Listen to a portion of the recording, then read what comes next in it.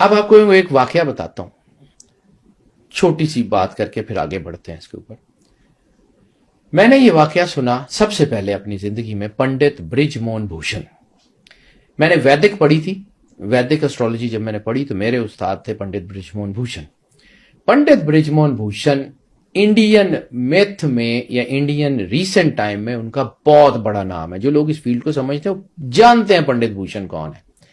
उनको ज्ञान सागर कहा जाता है, ओशन ऑफ द नॉलेज।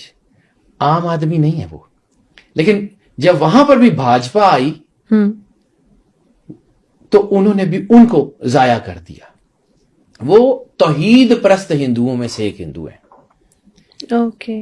वो सनातन धर्म जो है ना, जो इनका ओरिजिन है, सनातन धर्म के वो विद्यानी हैं, वो विद्वान है। यानी आज मैं अगर सर झुका के रिसालत माब सरकार सरवरे अंबिया का नाम लेता हूं ना, तो मैं सच्ची बात कह रहा हूं, मैंने पंडित भूषण को ऐसा करते हुए देखा है। वो हाथ जोड़ के, और जब मोहम्मद कहते, मोहम्मद साहब थे, लेकिन जब कहते थे तो ऐसे करके सर झुकाते थे। पहले वाकया मैंने उनसे सुना, फिर मैंने मदारिजुन नबूवत बाद में मुझे वो मिली, मेरे पास उसका कोई चौथा एडिशन पड़ा हुआ है मेरी लाइब्रेरी में, उसमें ये वाकया एज इट इज मौजूद है। अब उसकी निशानियों को आप खुद मैच करके देख लीजिएगा। जो भगवान राम, जो उनकी किताब के मुताबिक पुराण है, और फिर उसमें एक चैप्टर मिलता है उत्तर रामायण का, ठीक है, उसमें वो वाकया मौजूद है।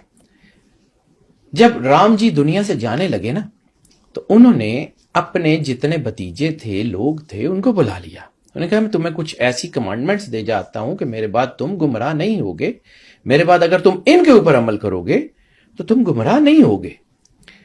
तो उसमें जो है वो वाकया है, वो कहते हैं कि एक कमांडमेंट है, आपने फरमाया अपने लोगों को कि सुनो, मेरे पास 4 युग होंगे। युग इज ऑफ अ मिलेनियम। मैं कोट अनकोट वो वाकया बयान करूं, उसमें अपनी तरफ से कुछ नहीं करूंगा। थोड़ी बहुत अगर एक्सप्लेनेशन के कुछ लफ्ज बोल दूं तो वो अलग है, लेकिन कोट अनकोट वही जो वहां लिखा हुआ है मिसाकुन नबीयीन में, मदारिजुन नबूवत में, पहली जिल्द में, या जो मैंने सुना था।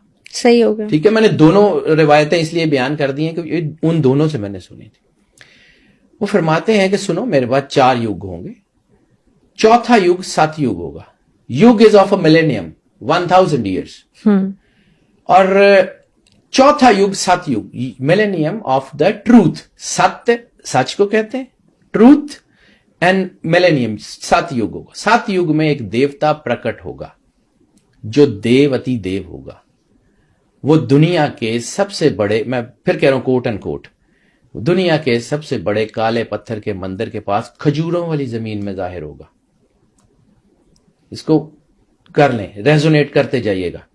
उसका नाम महादेव महामद होगा। महादेव महामद, मोहम्मद और महामद का आप खुद रेजोनेट कर लीजिएगा। मैं इसको मैंने जो पढ़ा, जो मुझे समझ आती है, मेरे पास इसकी कुछ सनद नहीं है, लेकिन जो मुझे समझ आती है, जो मेरे अंदर की चीजें मुझे बताती जो आपने परसीव किया, ठीक है। महादेव महामद देवती देव होगा, देवताओं का देवता, यानी जिसको वो तमाम देवता अपना देवता मानेंगे। दुनिया के सबसे बड़े काले पत्थर के मंदिर के पास वो देवता महादेव महामद जाहिर होंगे, खजूरों वाली जमीन में जाहिर होंगे।